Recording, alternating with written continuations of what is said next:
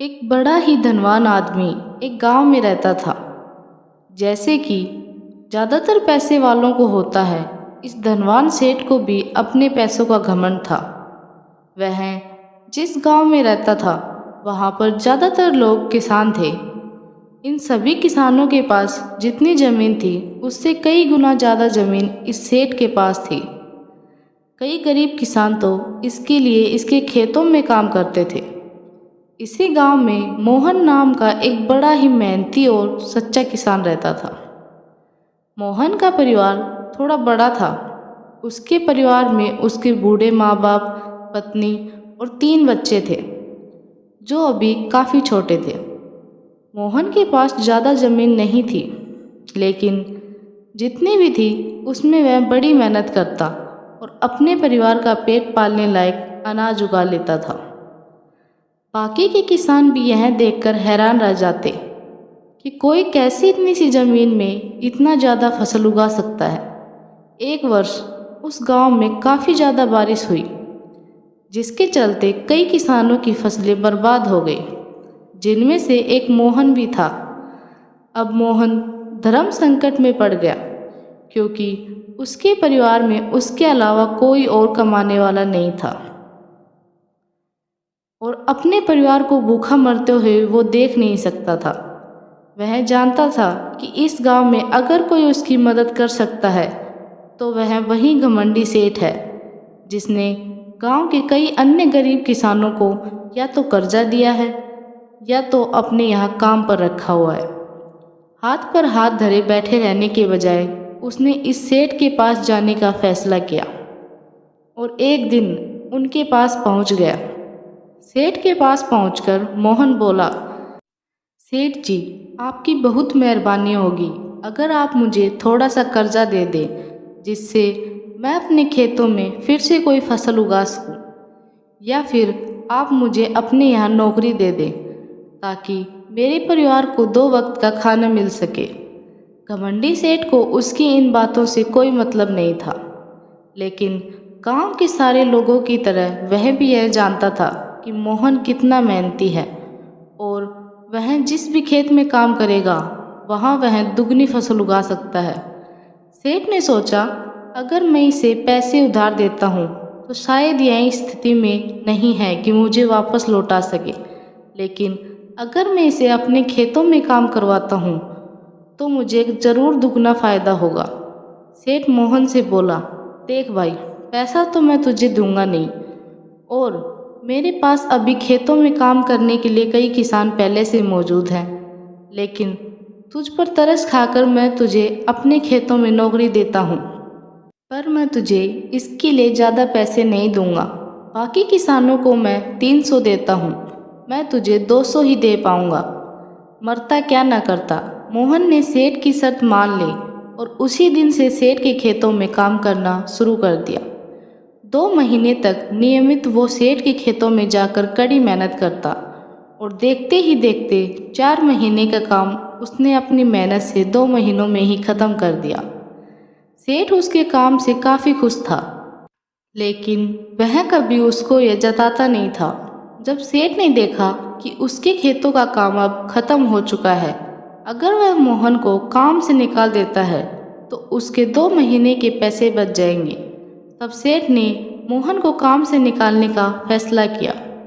एक बार सेठ को ये विचार भी आया कि इतना मेहनती आदमी शायद उसे दोबारा ना मिले, लेकिन फिर उसने सोचा कि जब अगले साल काम आएगा तब उसे फिर से नौकरी पर रख लेगा। आखिर इस गांव में उसके अलावा है ही कौन जिसके आगे ये लोग अपने हाथ फैलाएंगे। एक दिन सेठ ने मोहन को अपने पास बुलाकर उसको उस दिन का पैसा दिया और साथ में यह भी कहा कि कल से तुमको काम पर आने की ज़रूरत नहीं है। अब मेरे पास तुम्हारे लिए कोई काम नहीं बचा है। जब मेरे पास काम आएगा तो मैं तुम्हें बुला लूँगा। यह सुनकर मोहन का दिल बैठ गया। पिछले 2 महीनों से कम ही सही उसके बच्चों और परिवार के पेट में अन्न का दाना जा तो रहा था, अब वह क्या करेगा। यही सोचकर उसकी आंखों से आंसू निकल आए। मोहन ने सेठ के पैर पकड़ लिए और गिड़गिड़ाने लगा, सेठ जी, मुझे इस काम की बहुत ज़रूरत है, मुझे मत निकालिए। अपने मतलब से मतलब रखने वाला सेठ टस से मस न हुआ। उसने खरी खोटी सुनाकर मोहन को वहाँ से चलता कर दिया और मन ही मन 2 महीनों की तनख्वाह बचाने में खुश होने लगा। अगले दिन जब सेठ सवेरे उठा, अपने आंगन में आया तो उसने देखा कि मोहन उसके आंगन में बैठा है। सेठ ने उसको पास बुलाकर पूछा कि क्या हुआ, तुम यहाँ पर क्यों बैठे हो? मोहन बोला, सेठ जी, मुझे वापस काम पर रख लीजिए। आप जानते ही हैं मेरी आर्थिक परिस्थिति कैसी है, थोड़ी दया कीजिए। लेकिन सेठ ने उसकी एक न सुनी और फिर एक बार उसे बुरा भला कहकर वहाँ से जाने के लिए कहा। बेचारा मोहन अपना सिर नीचे झुका के वहाँ से चला गया। अगले दिन फिर यही घटना दोहराई गई। मोहन फिर से सेठ के आंगन में आ बैठा। सेठ ने फिर उसको वहाँ से जाने के लिए कहा। यही घटना अगले कई दिनों तक चलती रही। अब तो मोहन सेठ के हकालने पर भी वहाँ से नहीं जाता था और वहीं पर बैठा रहता था। एक बार सेठ ने उससे पूछ लिया, तुम कैसे आदमी हो? मैं तुम्हारा इतना अपमान करता हूँ लेकिन तुम्हें कोई फर्क नहीं पड़ता। तब मोहन ने सेठ से कहा, बुरा तो बहुत लगता है सेठ जी, लेकिन जब घर जाता हूँ और भूख से बिलखते हुए अपने माँ बाप और बच्चों को देखता हूँ, तब यह अपमान मुझे कुछ भी नहीं लगता। इतना सब कुछ होने के बाद भी सेठ का दिल जैसे पत्थर का बना हुआ था। उसने मोहन को अभी तक काम पर नहीं रखा और न ही उसको ऐसा करने का कोई इरादा था। एक दिन सेठ ने सोचा कि कुछ दिनों के लिए किसी और गांव चला जाता हूँ ताकि मोहन से पीछा छुड़ा सकूं। अगले दिन मोहन के आने से पहले ही सेठ अपने परिवार को लेकर अपने किसी संबंधी के यहाँ चला गया और वहाँ पर 10 दिनों तक रहने के बाद फिर अपने गांव अपने घर वापस लौटा। घर लौटते ही सेठ ने आसपास हर जगह नज़र दौड़ाई तो पाया कि वहाँ पर अब मोहन नहीं था। सेठ ने सोचा, मेरी तरकीब काम कर गई, लगता है मोहन से अब पीछा छूट गया है। हालांकि अब सेठ के द्वार पर मोहन नहीं बैठा था, लेकिन मोहन का विचार अभी भी सेठ के मन में घर कर बैठा था। सेठ सोच रहा था, मोहन इतनी जल्दी हार मानने वाला आदमी तो नहीं दिखता है। उसके साथ क्या हुआ होगा? क्या उसे कोई और काम मिल गया होगा या फिर कुछ और? इन विचारों ने सेठ को बेचैन कर दिया और आखिरकार सेठ को मोहन की खबर लेने के लिए गांव में जाना पड़ा। सेठ को मोहन का पता नहीं मालूम था, इसलिए अड़ोस पड़ोस के अन्य किसानों से पूछने पर पता चला कि मोहन घायल हो चुका है और अपने घर पर आराम कर रहा है। सेठ ने जब उसके घायल होने का कारण लोगों से पूछा तो सेठ को पता चला कि जब सेठ अपना घर छोड़कर किसी और गांव में गया था, तब बंद घर देखकर कुछ चोर उसके यहाँ चोरी करने आए, जिनको रोकने की कोशिश करते हुए हाथापाई में मोहन चोटिल हो गया। यह सब जानने के बाद सेठ का पत्थर का दिल भी अब मोम की तरह पिघल गया। सेठ को अपने किए पर पछतावा होने लगा। सेठ ने अपने आप को याद दिलाया कि कैसे उसने एक शरीफ और सच्चे आदमी को ज़्यादा काम करवाकर भी उसको पूरा पैसा नहीं दिया और जिसको गले से लगाना चाहिए था उसे ठोकर मारकर भगाता रहा। सेठ मोहन का घर का पता पूछकर उसके घर पहुंचा तो देखा कि मोहन के घर की हालत बहुत खराब है। उसका परिवार भूख से बेहाल है और वह खुद अपने हाथ पैर पर चोट के साथ एक खाट में पड़ा हुआ है। यह दृश्य देखकर सेठ की आंखों से आंसू बह निकले। सेठ ने मोहन के पास जाकर उससे सच्चे दिल से माफ़ी मांगी और उसको उसकी मेहनत के पैसे दिए, उसका इलाज करवाया और उसको हमेशा के लिए अपने यहाँ पर काम पर रख लिया। दोस्तों, इस खूबसूरत कहानी से हमें कई पाठ सीखने के लिए मिलते हैं। कहानी से सीखने लायक पाठ। पहला पाठ, अगर भगवान ने हमें दूसरों से बेहतर जिंदगी दी है तो हमें उसका फ़ायदा नहीं उठाना चाहिए और हो सके तो ज़रूरतमंदों की ज़िंदगी में भी सुधार करने की कोशिश करनी चाहिए। दूसरा पाठ, कठिन से कठिन समय में ईमानदारी और सच्चाई का साथ कभी नहीं छोड़ना चाहिए। हाँ, यह मार्ग बड़ा कठिन है, लेकिन इसकी मंजिल तक आदमी ज़रूर पहुंचता है और उसका फल भी अच्छा ही मिलता है। तीसरा पाठ, जब तक हम अपने बारे में सोचना बंद नहीं करते तब तक हम दूसरों के बारे में सोच नहीं सकते और उसका दर्द नहीं समझ सकते। किसी ने खूब कहा है, खुद के लिए जिया तो क्या जिया, दूसरों के लिए जीना ही जिंदगी है। थैंक यू दोस्तों। अगर आपको ये कहानी पसंद आई हो तो प्लीज़ मेरी वीडियो को लाइक एंड शेयर कीजिए और मेरे चैनल को सब्सक्राइब कीजिए। एक समय की बात है, घने जंगल में एक खुखार शेर रहता था। वह बड़ा बलशाली, क्रूर और अहंकारी था। वह अपनी भूख मिटाने के लिए जंगल के जानवरों को मार डालता था। शेर की यह बात जंगल के जानवरों के लिए चिंता का विषय बन गई थी। उन्हें चिंता थी कि कुछ समय बाद उनमें से कोई भी जीवित नहीं रहेगा। उन्होंने आपस में समस्या पर चर्चा की और शेर के साथ बैठक करने का निर्णय लिया। वे शेर के साथ दोस्ताना व्यवहार करना चाहते थे। एक दिन योजना के अनुसार जंगल के सारे जानवर एक बड़े से पेड़ के नीचे इकट्ठे हो गए। उन्होंने जंगल के राजा शेर को सभा में आने का निमंत्रण दिया।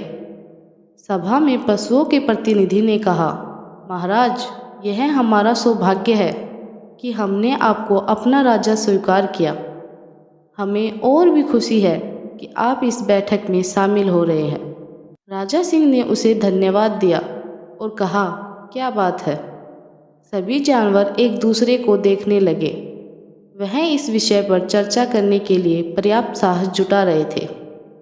जानवरों में से एक खड़ा हुआ और बोला, राजा, यह स्पष्ट है कि आपको अपने भोजन के लिए हमें मारना होगा, लेकिन ज़रूरत से ज़्यादा मारना एक अच्छा तरीका नहीं है। यदि आप बिना किसी उद्देश्य के जानवरों को मारते हो तो बहुत जल्द ही एक दिन ऐसा आएगा जब जंगल में एक भी जानवर नहीं बचेगा। शेर ने गरज कर कहा, फिर तुम क्या करना चाहते हो? जानवरों में से एक ने जवाब दिया, महामहिम, हम पहले ही आपस में इस समस्या पर चर्चा कर चुके हैं और इसका समाधान ढूंढ लिया है। हमने निश्चय किया है कि प्रतिदिन एक पशु को आपकी गुफा में भेजेंगे। आप उसे जैसे चाहो मार सकते हो और खा सकते हो और यह आपको शिकार की परेशानी से भी बचाएगा। शेर ने जवाब दिया, ठीक है, मैं प्रस्ताव के लिए सहमत हूँ, लेकिन सुनिश्चित करें कि जानवर समय पर मेरे पास पहुँच जाए, अन्यथा मैं जंगल के सभी जानवरों को मार दूंगा। जानवर प्रस्ताव के लिए तैयार हो गए। उस दिन से रोज एक जानवर शेर के पास खाना बनने के लिए भेजा जाने लगा। शेर शिकार की कोई पीड़ा सहे बिना अपना भोजन प्राप्त करने लगा। तो हर दिन जानवरों में से एक की बारी थी। एक बार शेर की गुफा में जाने की बारी खरगोश की थी। खरगोश बूढ़ा और समझदार था। वह जाने के लिए तैयार नहीं था, लेकिन दूसरे जानवरों ने उसे जाने के लिए मजबूर कर दिया। खरगोश ने एक ऐसी योजना के बारे में सोचा जो उसकी और जंगल के अन्य जानवरों की जान बचा सके। उसे शेर के पास पहुंचने में थोड़ा अधिक समय लगा और वह सामान्य समय से कुछ ही देर में शेर की गुफा में पहुंच गया। उस समय कोई जानवर न दिखने के कारण शेर हताश हो रहा था और जब शेर ने अपने खाने के लिए एक छोटा सा खरगोश देखा तो वह बहुत क्रोधित हुआ। उसने सभी जानवरों को मारने की कसम खाई। हाथ जोड़कर खरगोश ने हिचकिचाते हुए समझाया, महामहिम, इसके लिए मुझे दोष नहीं देना चाहिए। दरअसल 6 खरगोशों को आपका खाना बनाने के लिए भेजा गया था। लेकिन उनमें से 5 को दूसरे शेर ने मारकर खा लिया। उसने जंगल का राजा होने का भी दावा किया है। किसी तरह मैं बचकर यहाँ पहुँचा। राजा ने बड़े गुस्से में कहा, असंभव, इस जंगल का कोई दूसरा राजा नहीं हो सकता। मुझे बताओ वह कौन है, मैं उसे मार डालूँगा। मुझे उस स्थान पर ले चलो जहाँ तुमने उसे देखा था। बुद्धिमान खरगोश सहमत हो गया और शेर को पानी से भरे एक गहरे कुएं तक ले गया। जब वे कुएं पर पहुँचे तो खरगोश ने कहा, यह वह जगह है जहाँ वह रहता है। हो सकता है वह अंदर छिपा हो। शेर ने कुएं में झांका और उसमें अपना प्रतिबिंब देखा। उसने सोचा कि यह कोई दूसरा शेर है। शेर आग बबूला हो गया और गुर्राने लगा। स्वाभाविक रूप से पानी में छवि दूसरा शेर उसे समान रूप से दिखाई दे रहा था। वह दूसरे शेर को मारने के लिए कुएं में कूद गया। शेर का सिर चट्टानों से टकराया और गहरे पानी में डूबकर उसकी मौत हो गई। बुद्धिमान खरगोश राहत की सांस लेकर दूसरे जानवरों के पास गया और सारी कहानी कह सुनाई। सभी जानवर खुश हो गए और खरगोश की तारीफ करने लगे। इस प्रकार बुद्धिमान खरगोश ने सभी जानवरों को क्रूर और घमंडी शेर से बचाया और वे सभी खुशी से जीवन व्यतीत करने लगे। कहानी में हमें यह भी शिक्षा मिलती है कि घोर संकट की परिस्थितियों में भी हमें बुद्धिमानी और चतुराई से काम लेना चाहिए और अंतिम सांस तक प्रयास करना चाहिए। जिस प्रकार खरगोश ने मृत्यु के खतरे में होते हुए भी चतुराई से कार्य करते हुए शेर जैसे खतरनाक और अधिक शक्तिशाली शत्रु को परास्त कर दिया, उसी प्रकार बुद्धिमानी और चतुराई से कार्य करके हमें भी भयानक संकट को पार कर बड़े से बड़े प्रबल शत्रु को भी परास्त कर सकते हैं। थैंक यू दोस्तों। अगर आपको ये कहानी पसंद आई हो तो प्लीज़ मेरी वीडियो को लाइक एंड शेयर कीजिए और मेरे चैनल को सब्सक्राइब कीजिए। एक दिन की बात है। पिता ने देखा कि उसका बेटा घर के लॉन में गुमसुम बैठा हुआ है। वह बेटे के पास गया और उससे पूछा, बेटा क्या बात है, गुमसुम से क्यों बैठे हो? बेटे ने जवाब दिया, मैं कुछ सोच रहा हूँ पापा। पिता बोला, मुझे भी तो पता चले कि तुम क्या सोच रहे हो। मैं ये सोच रहा हूँ पापा कि मेरी जिंदगी की क्या कीमत है। पिता मुस्कुरा उठा और बोला, अच्छा ये बात है। यदि तुम सच में अपनी ज़िंदगी की कीमत समझना चाहते हो तो जैसा मैं कहता हूँ वैसा करो। बेटा तैयार हो गया। पिता ने उसे एक पत्थर दिया जो दिखने में साधारण सा ही था और कहा, बेटा इस पत्थर को लेकर बाजार जाओ। वहाँ किसी स्थान पर ये पत्थर हाथ में लेकर बैठ जाना। कोई इसकी कीमत पूछे तो कहना कुछ नहीं, बस अपनी 2 अंगुलियां खड़ी कर देना। बेटा बाजार चला गया। एक जगह पर हाथ में पिता का दिया हुआ पत्थर लेकर बैठ गया। उसे वहाँ बैठे हुए कुछ समय ही गुजरा था कि एक बूढ़ी औरत उसके पास आई और पूछने लगी, बेटा इस पत्थर की क्या कीमत है? लड़का कुछ बोला नहीं, बस अपने पिता के कहे अनुसार अपनी 2 उंगलियां खड़ी कर दी। बूढ़ी औरत बोली, अच्छा 200 रुपये। ठीक है। इस पत्थर को 200 रुपये में खरीदने के लिए तैयार हो गई। मुझे ये पत्थर दे दो। बूढ़ी औरत की बात सुनकर लड़का हैरान रह गया। उसे अंदाजा नहीं था कि एक साधारण से दिखने वाला पत्थर के लिए कोई 200 रुपये भी दे सकता है। खैर उसने वह पत्थर बेचा नहीं और घर आ गया। घर आकर उसने सारी बात अपने पिता को बताई। इस बार तुम एक म्यूजियम में जाना, वहाँ भी कोई तुमसे इस पत्थर की कीमत पूछे तो पहले की तरह 2 उंगलियां खड़ी कर देना। लड़का पत्थर लेकर म्यूजियम चला गया। वहाँ एक आदमी ने उसके हाथ में वह पत्थर देखकर पूछा, इसकी कीमत क्या है? लड़का कुछ नहीं बोला, बस अपनी 2 उंगलियां खड़ी कर दी। आदमी बोला, अच्छा 20,000 रुपये। ठीक है, मैं ये तुमसे 20,000 रुपये में खरीद लूँगा। लड़का यह सुनकर हैरान रहा। उसे यकीन नहीं हो रहा था कि कोई उस पत्थर के 20,000 रुपये भी दे सकता है।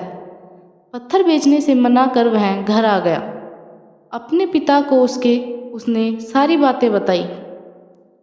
तब पिता ने कहा, अब मैं तुम्हें आखिरी जगह भेजता हूँ। इस पत्थर को लेकर अब तुम किसी कीमती पत्थरों की दुकान पर जाओ और वहाँ भी कोई तुमसे इसकी कीमत पूछे तो कुछ कहना मत, पहले की तरह बस 2 उंगलियाँ खड़ी कर देना। लड़का तुरंत कीमती पत्थरों की एक दुकान में पहुँचा। उसके हाथ में वह पत्थर देख दुकानदार तुरंत उसके पास आया और बोला, अरे ये पत्थर तुम्हारे पास कैसे? इसे तो मैं सालों से तलाश कर रहा हूँ। ये पत्थर तुम मुझे दे दो, बताओ क्या कीमत लोगे इसकी? लड़के ने बिना कुछ कहे अपनी 2 उंगलियां खड़ी कर दी। वह आदमी बोला, अच्छा 2 लाख, 2 लाख रुपये, ठीक है, मैं अभी तुम्हें 2 लाख रुपए देकर ये पत्थर तुमसे खरीद लेता हूँ। 2 लाख रुपए सुनकर लड़के की आंखें आश्चर्य से फैल गई। यह कीमत तो उसकी सोच से बाहर भी थी। खैर, उसने वह पत्थर नहीं बेचा और घर चला गया। घर पहुंचकर उसने अपने पिता को बताया, पापा, यकीन ही नहीं हो रहा कि कोई इस पत्थर को 2 लाख रुपए देने को भी तैयार है। ये कैसा पत्थर है पापा? कोई इसे 200 में खरीदना चाहता है तो कोई 20,000 में, और इसे 2 लाख रुपए में भी लोग खरीदने को तैयार हैं। आखिर इसकी कीमत क्या है? पिता बेटे को समझाते हुए बोला, बेटा, तुमने अपनी ज़िंदगी की कीमत मुझसे पूछी थी ना। इस पत्थर की जगह अपनी ज़िंदगी को रखो और अंदाज़ा लगाओ अपनी ज़िंदगी की कीमत का। इस पत्थर की कीमत अलग अलग स्थान पर अलग अलग थी। वैसा ही ज़िंदगी के साथ भी है। तुम्हारी ज़िंदगी की कीमत इस बात पर निर्भर करती है कि तुम खुद को कहाँ पर रखते हो। यदि तुम खुद को 200 रुपये वाली जगह पर रखोगे तो तुम्हारी ज़िंदगी की कीमत 200 रुपये की होगी। यदि तुम खुद को 2 लाख रुपए वाली जगह पर रखते हो तो तुम्हारी ज़िंदगी की कीमत 2 लाख रुपए होगी। अब ये तुम्हें तय करना है कि तुम खुद को कहाँ रखते हो। इस कहानी से हमें शिक्षा मिलती है कि लोग हमारा और ज़िंदगी का अलग अलग मूल्यांकन करते हैं। जो हमसे प्यार करते हैं, हमें अपना समझते हैं, उनके लिए हम सब कुछ होते हैं। लेकिन जो हमें बस इस्तेमाल करना चाहते हैं, हमारा फ़ायदा उठाना चाहते हैं, उनके लिए हम कुछ भी नहीं होते। वास्तव में जीवन अमूल्य है, इसका महत्व को समझिए। थैंक यू दोस्तों। अगर आपको ये कहानी पसंद आई हो तो प्लीज़ मेरी वीडियो को लाइक एंड शेयर कीजिए और मेरे चैनल को सब्सक्राइब कीजिए। एक बार की बात है, एक घोड़ा और एक भैंस पहाड़ों के ऊपर एक सुंदर घास के मैदान में रहते थे।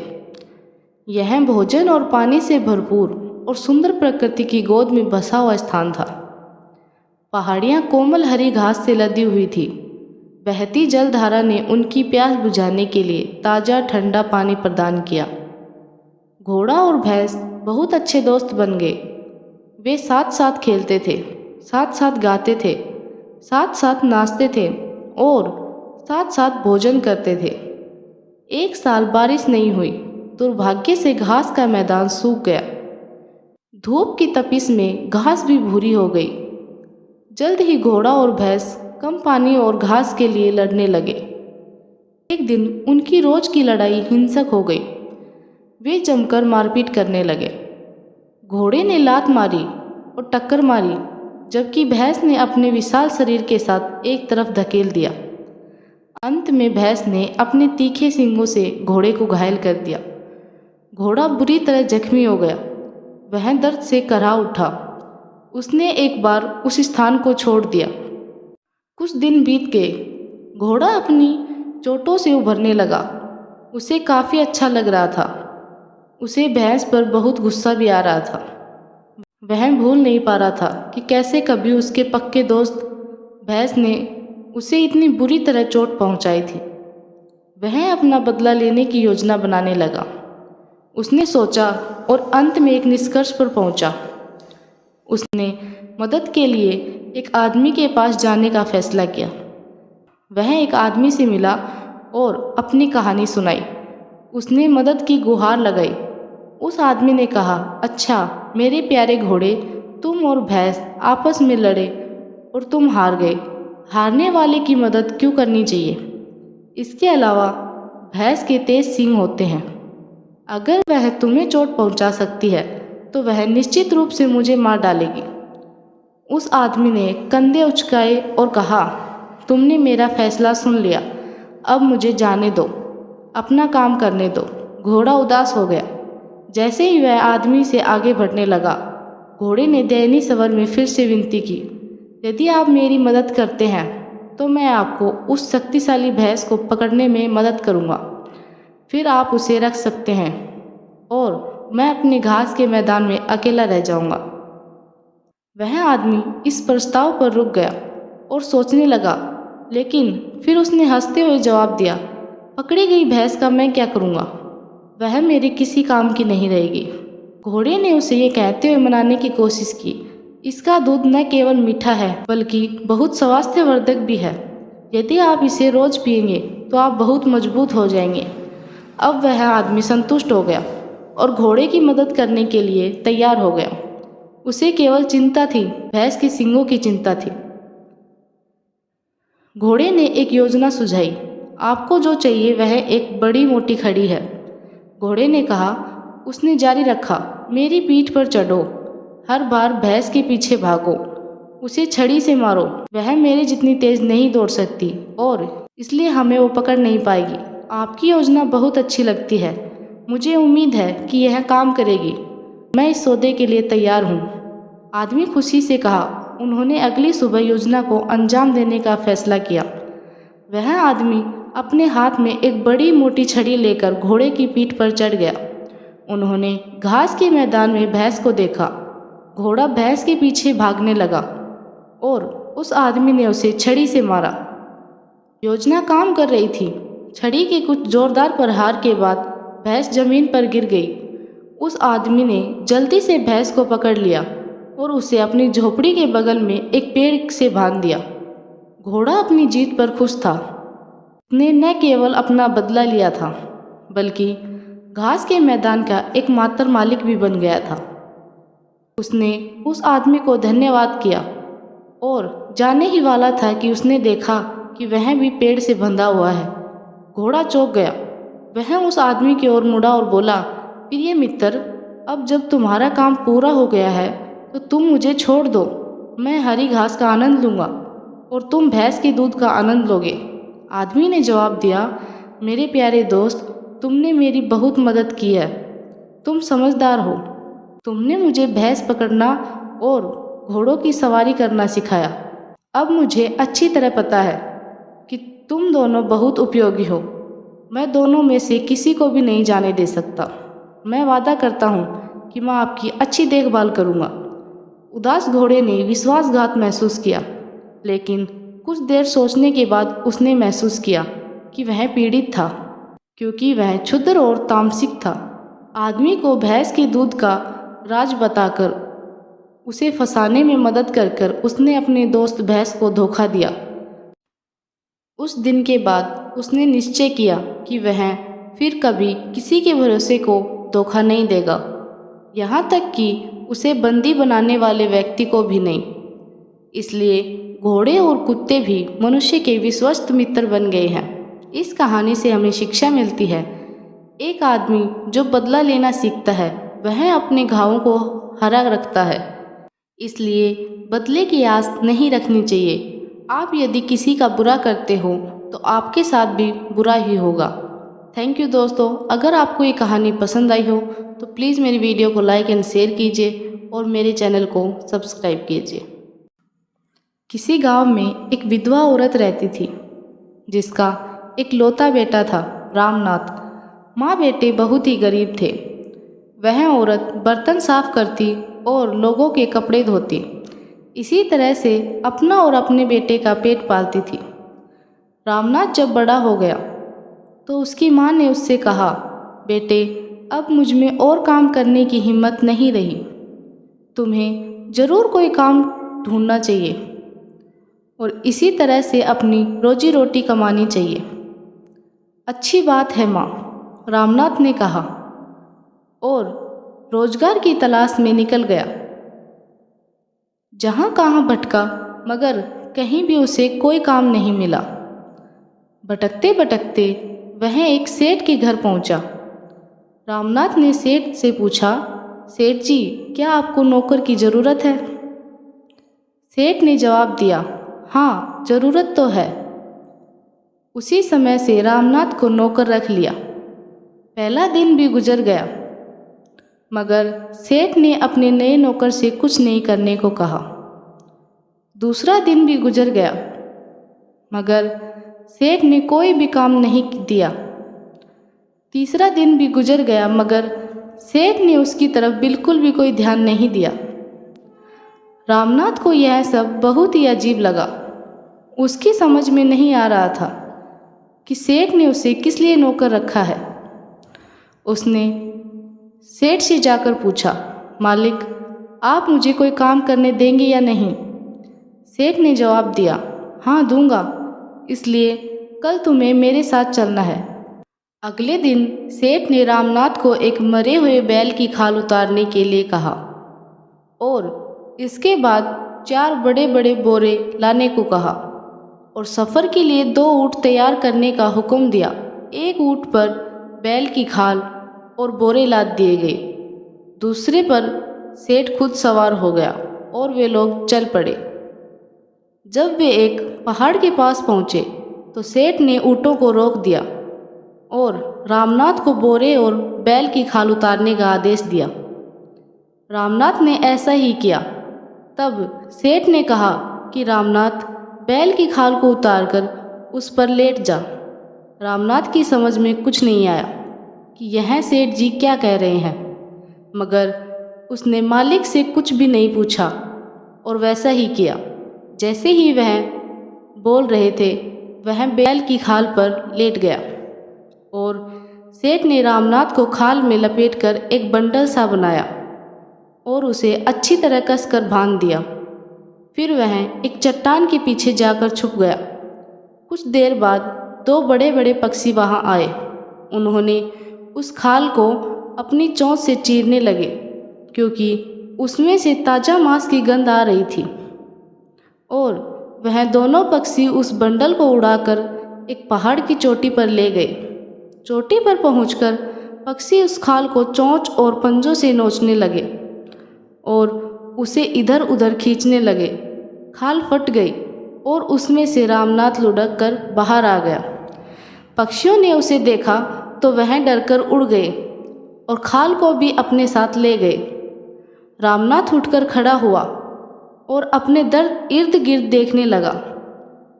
उसका सेठ, जो पहाड़ के नीचे खड़ा था, वह उसे देखकर चिल्लाया और कहा, वहाँ पर भूत बने क्यों खड़े हो? तुम्हारे पैरों के आसपास जो रंगीन पत्थर पड़े हुए हैं, उन्हें मेरे पास नीचे फेंक दो।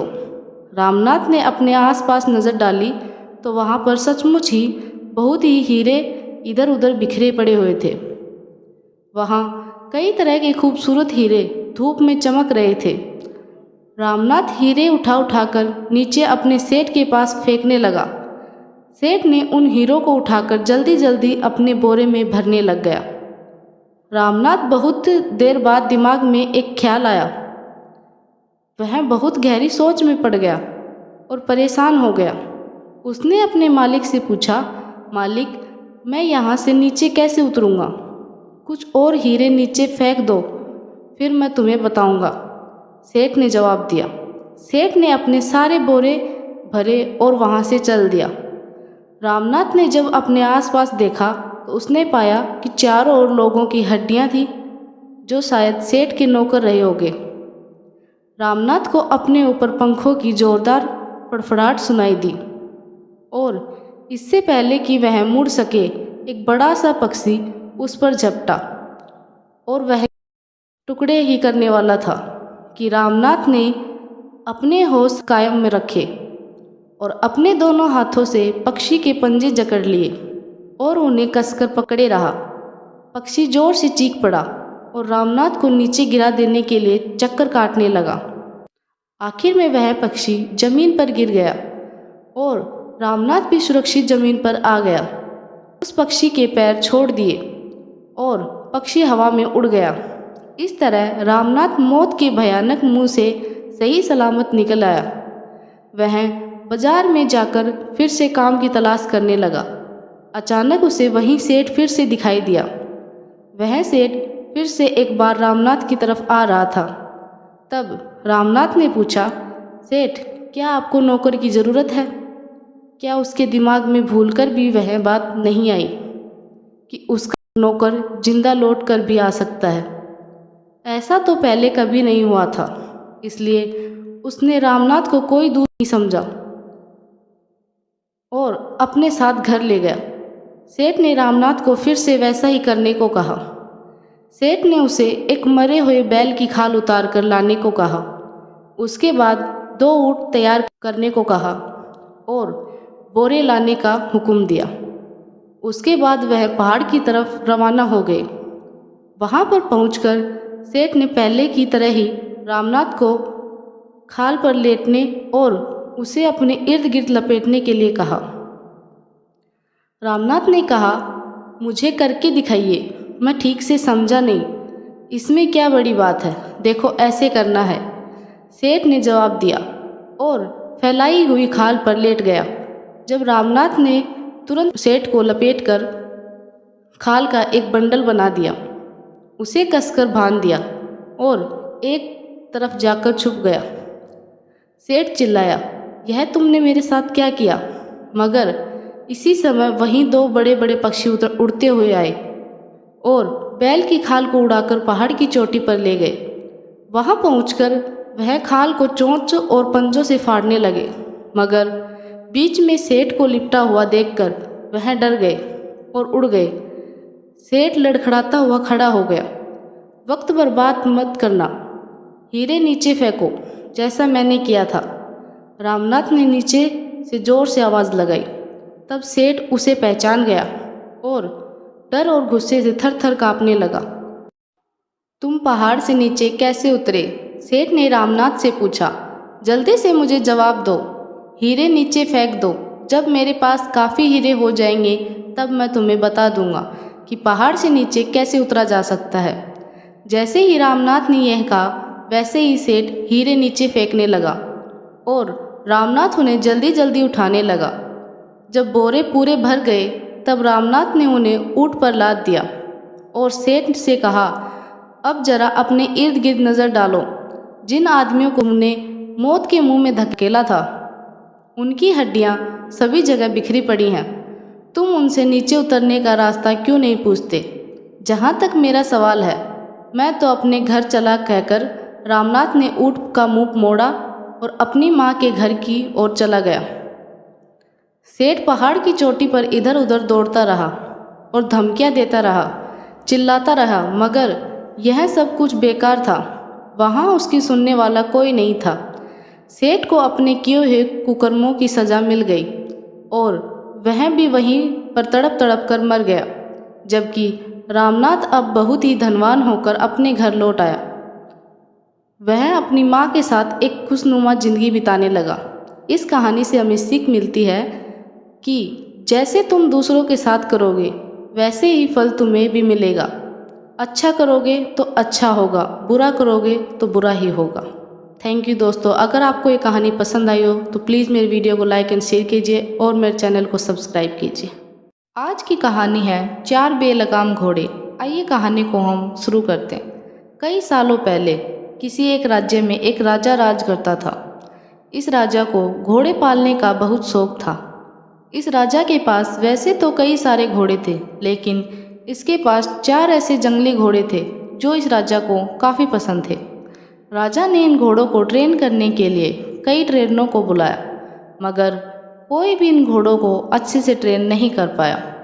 जब भी कोई इन पर बैठने की कोशिश करता तो यह उसे तुरंत अपनी पीठ से फेंक देते या उसे लात मार देते।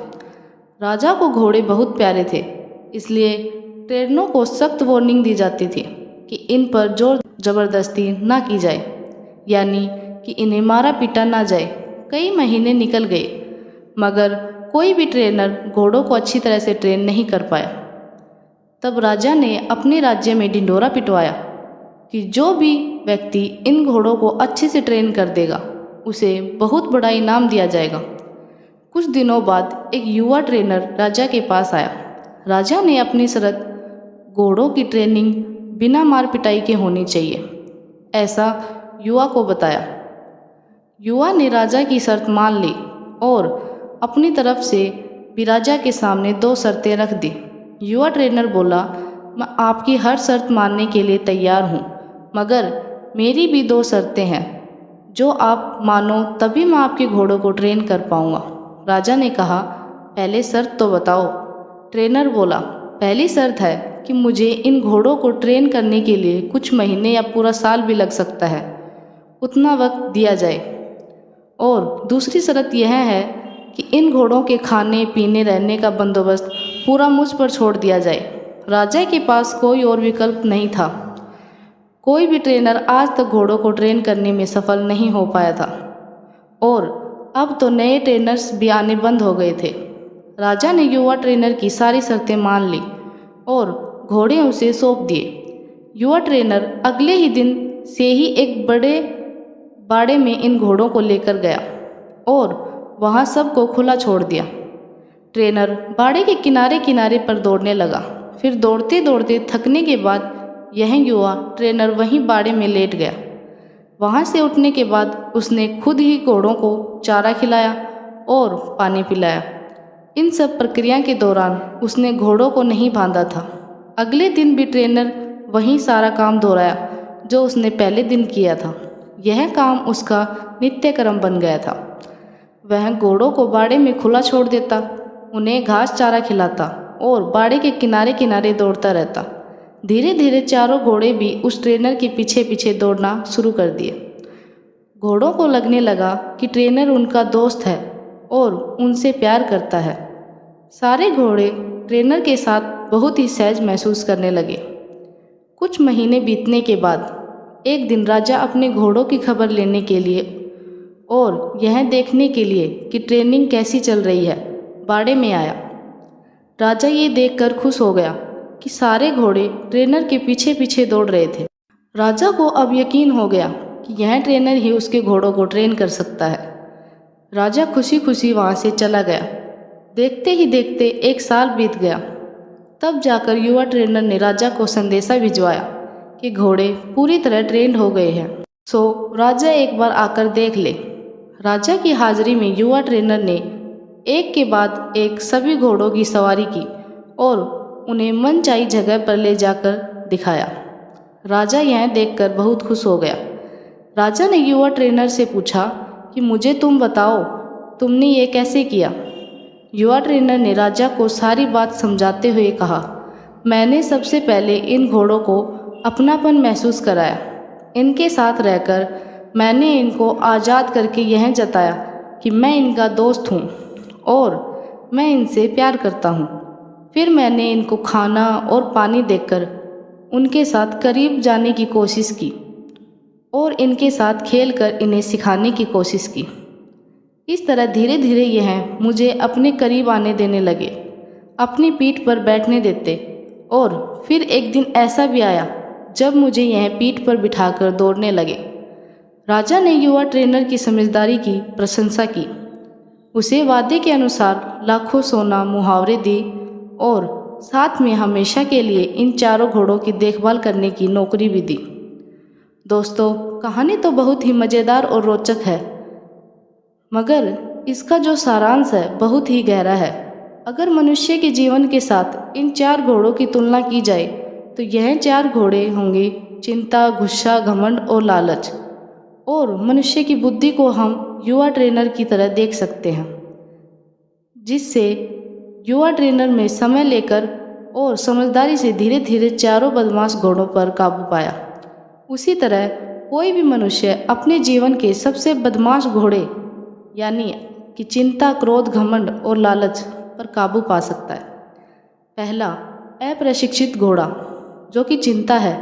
हमारी बुद्धि को यह समझाना होगा कि चिंता बुरी होती है, चिंतन फायदेमंद होता है। चिंता किसी भी समस्या का हल नहीं होता। हाँ, चिंतन से हमें नए रास्ते जरूर दिखाई देते हैं। दूसरा, उद्दंड घोड़ा, क्रोध। दोस्तों, कभी कभी जीवन में क्रोध करना आवश्यक होता है। कभी कभी ऐसी परिस्थितियाँ आती हैं जब आपका हक कोई मार रहा हो या बेवजह आप पर जुल्म कर रहा हो, तब क्रोध आना कोई बुरी बात नहीं है। मगर क्रोध कब करना है, कैसे करना है, कितना करना है, किस पर करना है, इन सब की लगाम अपने हाथों में रखना बहुत ज़रूरी है। तीसरा उद्वंत घोड़ा, लालच ज्ञान पाने की हो तो अच्छी है, लालच अज्ञानता की हो तो बुरी है। लालच धन मेहनत से प्राप्त करने की हो तो अच्छी है, लालच बिना मेहनत के गलत तरीके से धन प्राप्त करने की हो तो बुरी। चौथा और आखिरी उद्वंत घोड़ा घमंड है। मैं यह काम कर सकता हूँ, इसे गर्व कहेंगे। सिर्फ मैं ही इस काम को कर सकता हूँ, यह घमंड होता है। बस यही सारे फर्क बुद्धि रूप ट्रेनर से इन उद्वंत घोड़ों को समझाना होगा। फिर आपके यह चारों बदमाश घोड़े भी देखिए कैसे कंट्रोल में आते हैं। थैंक यू दोस्तों। अगर आपको ये कहानी पसंद आई हो प्लीज़ मेरे वीडियो को लाइक एंड शेयर कीजिए और मेरे चैनल को सब्सक्राइब कीजिए। हेलो दोस्तों, मेरे यूट्यूब चैनल में आप सभी का स्वागत है। आज की कहानी है बुद्धिमान की परीक्षा। आइए हम कहानी को शुरू करते हैं। बहुत समय पूर्व जब गुरुकुल शिक्षा की प्रणाली होती थी, तब हर बालक को अपने जीवन के 25 वर्ष गुरुकुल में बिताना पड़ता था। उस समय एक प्रचंड पंडित राधे गुप्त हुआ करते थे, जिनका गुरुकुल बहुत प्रसिद्ध था, जहाँ दूर दूर के शिष्य शिक्षा प्राप्त करने आया करते थे।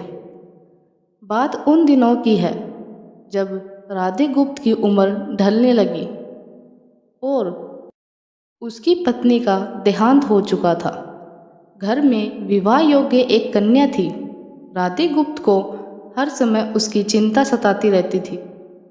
वह उसका विवाह एक योग्य व्यक्ति से करना चाहते थे, जिसके पास संपत्ति भले ना हो पर वह कर्मठ हो और किसी भी परिस्थिति में उसकी बेटी को खुश रखे और उचित समय पर उचित निर्णय ले। एक दिन उनके मस्तिष्क में एक ख्याल आया और उन्होंने इस परेशानी का हल सोचा कि क्यों ना वो अपने खुद के शिष्यों में से ही योग्य वर की तलाश करें। उनसे बेहतर उनकी बेटी के लिए क्या हो सकता है। इस कार्य के लिए उन्होंने बुद्धिमान की परीक्षा लेने का निर्णय लिया और सभी शिष्यों को एकत्र किया।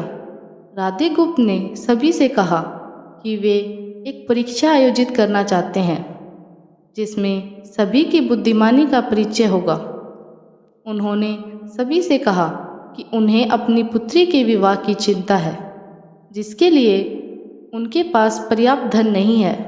इसलिए वे चाहते हैं कि उनके शिष्य विवाह में लगने वाली सभी सामग्री कैसे भी कर एकत्रित करें, भले ही उसके लिए उन्हें चोरी का रास्ता चुनना पड़े, लेकिन उन्हें चोरी करता कोई भी देख ना सके।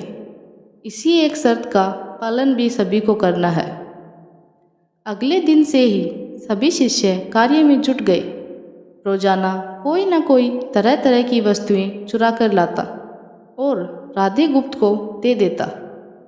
राधे गुप्त उन्हें एक विशेष स्थान पर रख देते, क्योंकि परीक्षा के बाद यह सभी वस्तुएं उन्हें मालिक को वापस करना जरूरी था, क्योंकि वे अपने शिष्यों को सही ज्ञान देना चाहते थे। सभी शिष्य अपने अपने दिमाग से कार्य कर रहे थे, लेकिन इनमें से एक चुपचाप गुरुकुल में बैठा हुआ था, जिसका नाम रामस्वामी था।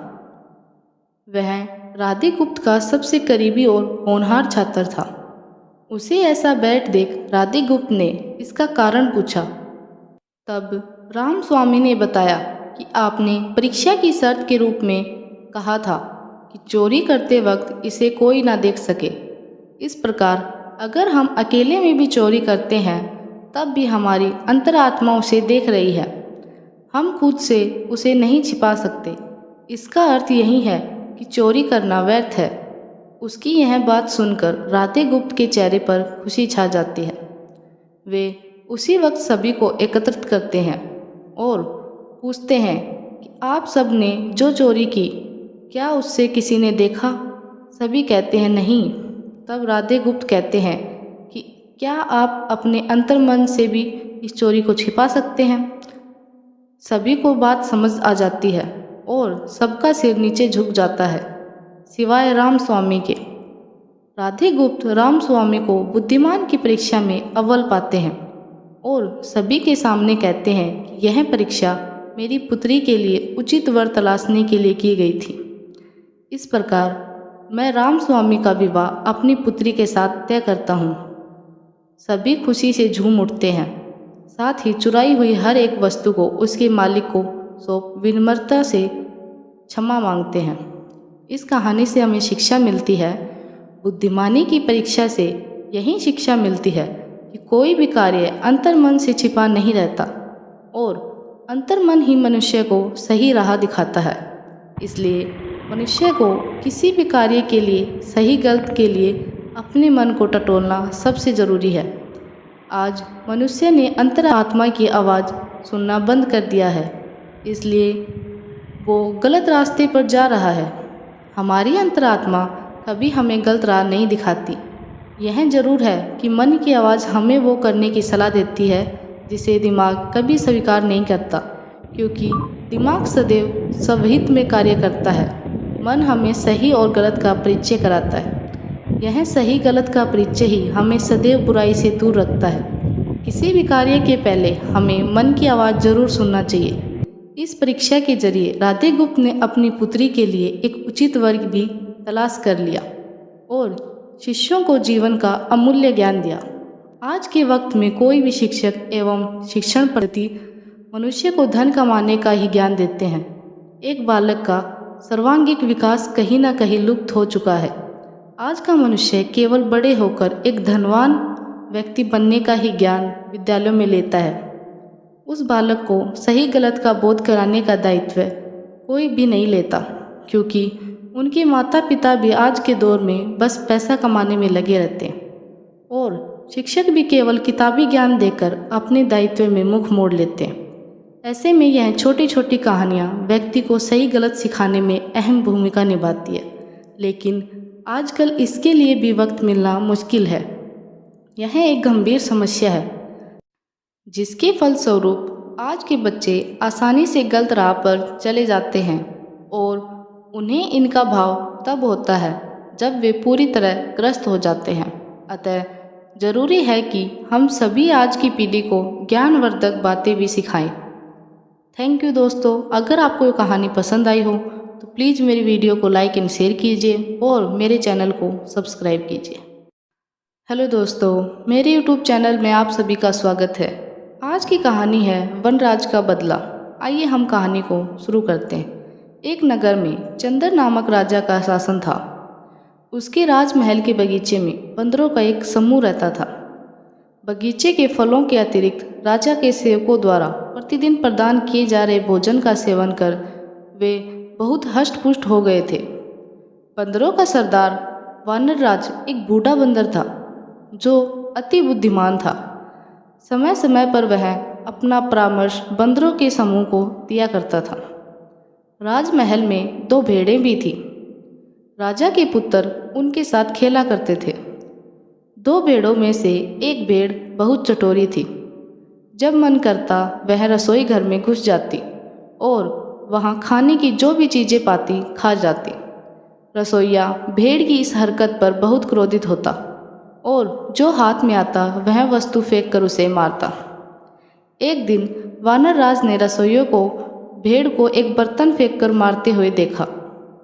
वह सोचने लगा, कहीं रसोइये और भेड़ की है तानातानी बंदरों के विनाश का कारण न बन जाए। ये चटोरी भेड़ तो खाने के लोभ में यदा कदा रसोई घर में जाती रहेगी। यदि किसी दिन क्रोधवश रसोइये ने चूल्हे की जलती हुई लकड़ी पर उसे फेंक कर मार दी तो अनर्थ हो जाएगा। भेड़ का ऊन से ढका हुआ शरीर आग पकड़ लेगा। भागते हुए भेड़ अस्तबल पहुंच गई तो सूखी घास से भरा अस्तबल धधक उठेगा। घोड़े जल जाएंगे और फिर वहीं बंदरों का काल बनेंगे। यह विचार मस्तिष्क में आते ही वानरराज ने अपने समूह की सभा बुलाई और अपना संदेह जाहिर किया। परामर्श दिया कि इससे पूर्व कि रसोइये और भेड़ों के बीच की लड़ाई हमारे लिए प्राणघातक सिद्ध हो, हमें राजमहल छोड़ देना चाहिए, अन्यथा हमारा विनाश निश्चित है। लेकिन बंदरों ने उसकी बात नहीं मानी। उन्हें लगा कि उनका सरदार अब बूढ़ा हो चुका है और व्यर्थ का भ्रम पाल रहा है। वे राजमहल के भोजन के आदी हो चुके थे, इसलिए राजमहल छोड़ने को तैयार नहीं हुए। लेकिन वानर राज ने तत्काल राजमहल छोड़ दिया। इधर एक दिन फिर चटोरी भेड़ रसोई घर में घुस गई और वही हुआ जिसका बंदरों के सरदार को भय था। रसोइये को और कुछ नहीं मिला तो उसने जलती हुई लकड़ी का टुकड़ा उठाकर भेड़ को फेंक दिया। भेड़ का शरीर जो ऊन से ढका हुआ था धधकने लगा। वह इधर उधर भागने लगी और अस्तबल में घुस गई। आग की लपट अस्तबल में रखी सूखी घास तक पहुंची और पूरा अस्तबल धू धू कर कर जल उठा। कई घोड़े जलकर मर गए, कई घायल हुए। राजा को यह समाचार मिला तो उसने वैद्य को बुलाया और उसे घोड़ों का उपचार करने का आदेश दिया। वैद्य ने घोड़ों के घाव का परीक्षण किया और बोला, इनके घावों को शीघ्र ठीक करने का एक ही उपाय है, इन पर बंदरों की चर्बी लगानी पड़ेगी। राजा ने सैनिकों को आदेश दिया कि जो भी बंदर दिखे तो मारकर उसकी चर्बी घोड़ों के उपचार के लिए लाई जाए। राजमहल के सारे बंदर मार दिए गए। जब वानरराज तक यह बात पहुंची तो वह बहुत दुखी हुआ। उसके मन में प्रतिशोध की ज्वाला धधक उठी, लेकिन वह अकेला था। वह युक्ति सोचने लगा जिससे वह राजा के कुल का भी वैसे ही सर्वनाश कर दे जैसे उसने उसके कुल का किया है। एक दिन वह पानी पीने एक झील के पास गया। उस झील में सुंदर कमल खिले हुए थे। वानरराज ने देखा कि मनुष्यों और जानवरों के पद चिन्ह झील की ओर जाते हुए तो हैं, लेकिन वापस आते हुए नहीं है। वह समझ गया कि झील में अवश्य कोई राक्षस रहता है जो झील में गए मनुष्यों को, जानवरों को खा जाता है। उसने चतुराई दिखाते हुए कमल के तने से पानी पी लिया। जब झील में रहने वाले राक्षस ने यह देखा तो झील से बाहर आ गया। उसने कई आभूषण पहने हुए थे। वह वानरराज से बोला, जो भी झील में आता है मैं उसे खा जाता हूँ, लेकिन तुम तो चतुर निकले। मैं तुम्हारी चतुराई देखकर प्रसन्न हूँ। मांगो, क्या मांगते हो? वानरराज बोला, एक राजा ने मेरे संपूर्ण वंश का नाश कर दिया है। मैं उससे प्रतिशोध लेना चाहता हूँ। आप मेरी सहायता करें, मुझे अपना कंधार दे दे। मैं आपको वचन देता हूँ कि मैं आपके आहार के लिए राजा और उसके अनुचरों को इस झील में लाऊंगा। राक्षस ने वानरराज को कंठार दे दिया। वह हार पहनकर बंदरों के सरदार राजा के नगर पहुंचा। वह वहां एक पेड़ से दूसरे पेड़ पर झूलने लगा। जिसकी भी दृष्टि उस पर पड़ती वह कंठार देखकर दंग रह जाता। राजा के सैनिकों की दृष्टि भी उस पर पड़ी और वे उसे पकड़कर राजा के समक्ष ले गए। राजा ने उससे पूछा, तुम्हें ये कीमती कंठार कहाँ से प्राप्त हुआ? वानरराज ने उत्तर दिया, महाराज, यह हार मुझे समृद्धि के देवता द्वारा प्रदान किया गया है। वह जंगल के बीचों बीच स्थित एक झील में निवास करते हैं। जब सूर्य आधा उदय होता है उस समय जो व्यक्ति उस झील में डुबकी लगा ले तो उसे समृद्धि के देवता का आशीर्वाद और कंठार प्राप्त होता है। राजा उसकी बातों में आ गया। वह अपनी पत्नी और पूरे परिवार सहित उस झील में डुबकी लगाने को तैयार हो गया। वानरराज ने कहा, कल सुबह की मंगल बेला में पधारिए। लोभ में अंधा हो चुका राजा अगली सुबह अपनी पत्नी, पुत्र, परिवारजन, मंत्रियों और सेवकों सहित झील पहुंचा। वानरराज भी उनके साथ था। वह बोला, महाराज, सबको अलग अलग स्थानों से झील में उतरना होगा। सबके जाने के बाद आप अंत में झील में उतरिए। राजा की पत्नी, पुत्र, परिवारजन, मंत्री, सेवक सभी अलग अलग स्थानों से झील में उतर गए और राक्षस द्वारा खाए गए।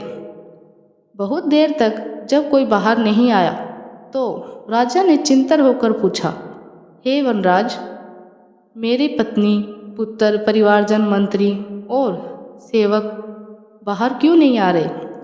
तब वानर राज ने एक पेड़ के ऊपर चढ़ गया और राजा से बोला, अरे दुष्ट, तुम्हारा समस्त परिवार, मंत्री और सेवक राक्षस द्वारा खाए गए। तुमने मेरे परिवार को मौत के घाट उतारा था। आज मैंने उसका प्रतिशोध ले लिया। इस कहानी से हमें शिक्षा मिलती है, बुरा करोगे तो बुरा ही फल पाओगे। थैंक यू दोस्तों। अगर आपको ये कहानी पसंद आई हो तो प्लीज़ मेरी वीडियो को लाइक एंड शेयर कीजिए और मेरे चैनल को सब्सक्राइब कीजिए।